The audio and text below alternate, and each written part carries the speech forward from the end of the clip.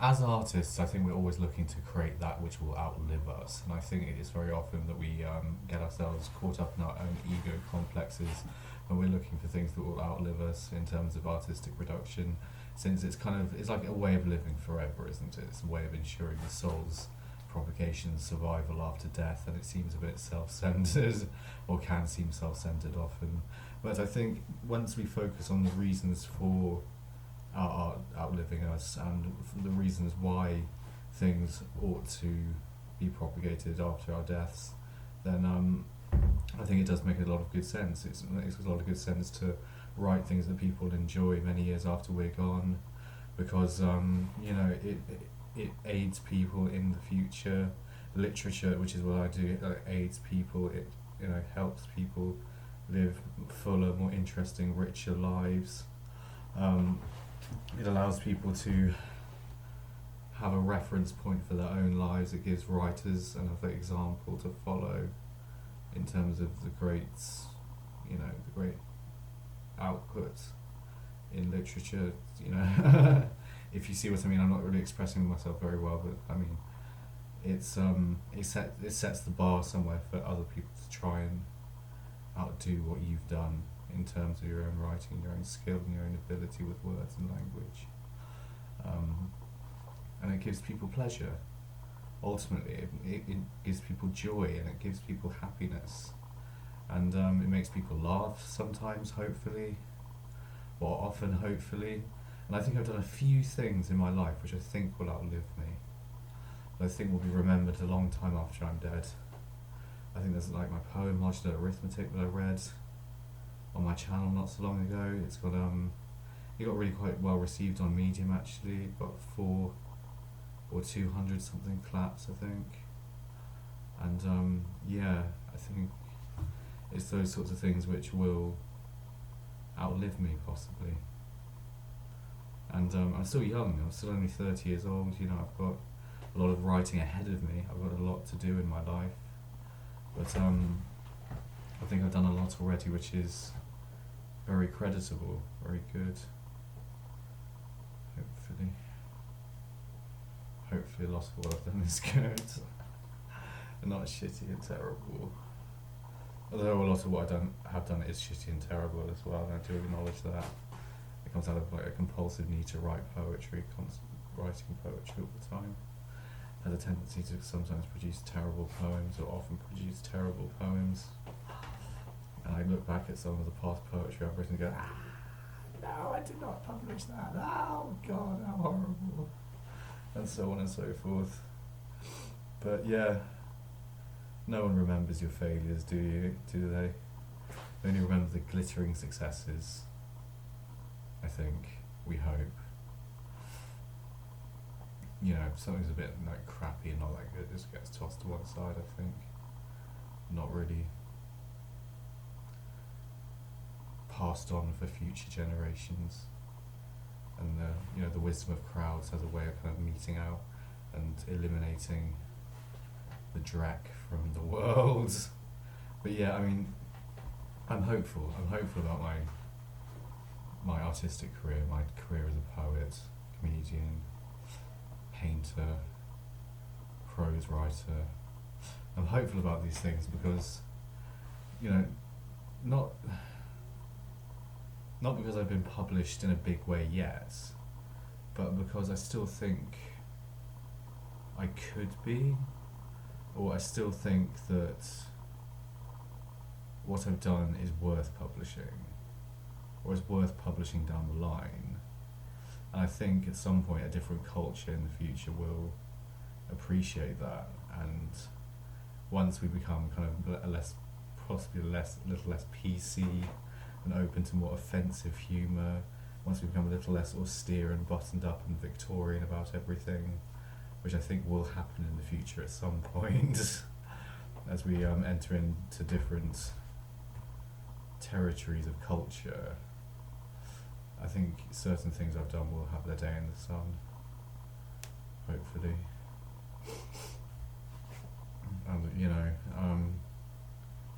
won't forever be obscure.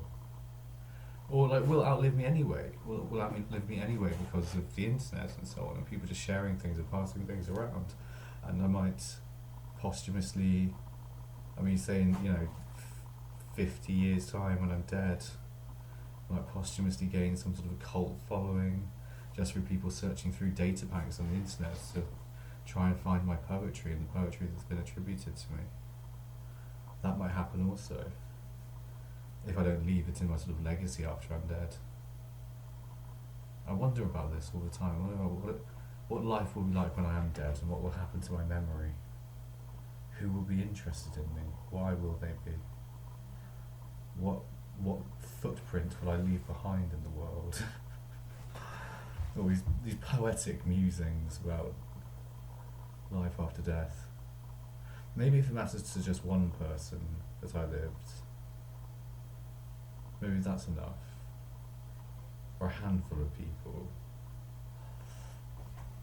Loads of writers never achieved notoriety during their own lifetimes. Kafka's a great example. I think John Clare is another example. Someone who produced voluminous amounts of poetry but never really succeeded. Thomas Chatterton's another who tragically killed himself at the age of 30. It's all... you have these figures in literary history who sort of stand out sometimes, and at other times find shade. And I don't know which one I'm going to be, but I guess I have to just keep trying, don't I? Or maybe not try, and take the Bukowskian route, and give it all up for many years until I'm 50 and so on, and start writing novels again. And be a working stiff in a post office, and manage a post office like Bukowski did, which earned him an income, allowed him to buy a house and so on, got him out of dire straits of poverty, sleeping on benches, park benches.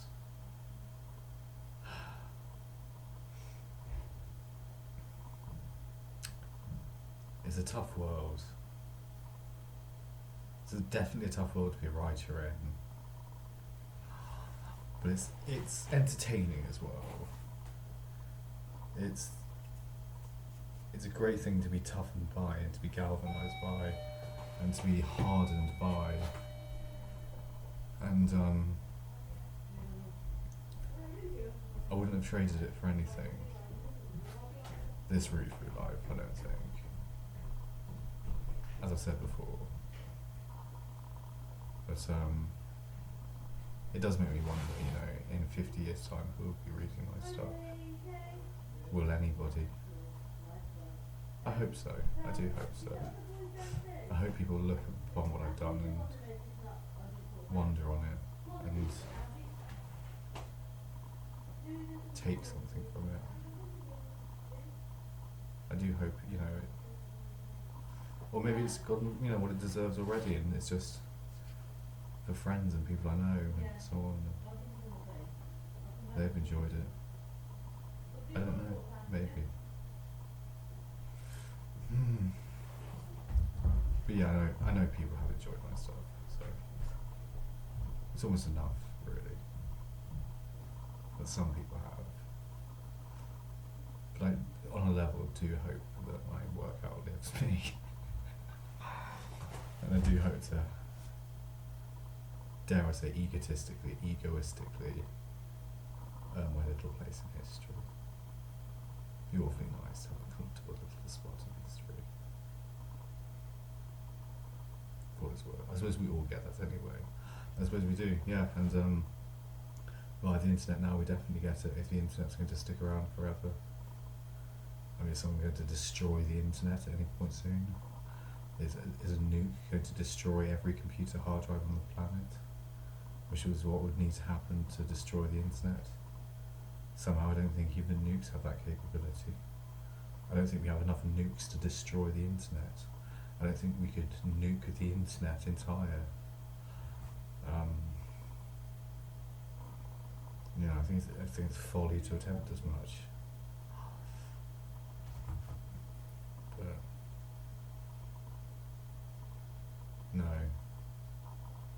We do not need to nuke.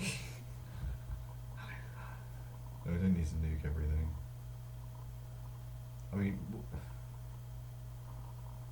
you couldn't nuke the British Library, for instance, because all the books are contained in huge vaults underground, which are nuke-proofed, which are contained within huge concrete vaults, sort of for this reason, for this exact reason, because of nukes. I think the same thing is true of huge computer banks, memory banks, hard drives. So this is...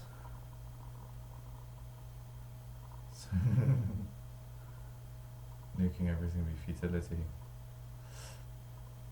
I think on a level, yeah, all our artistic works will live forever. All of our artistic output will make its way down the line into history. We shall live forever. Or for a very long time, anyway. Until we're totally forgotten. And that'll happen one day also as well. But it's nice just to think about that sort of thing.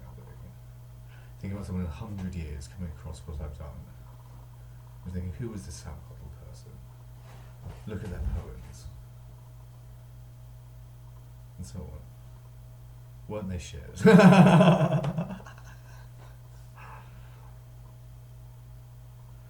Like I did actually with one of my relatives, one of my ancestors, Joseph Cottle, who wrote some poetry that Byron was critical of. But his poetry wasn't all that bad, Joseph Cottle. No. What a ramble through nothing. I made my point about 2 minutes ago. Thank you very much for watching. I'll see you soon.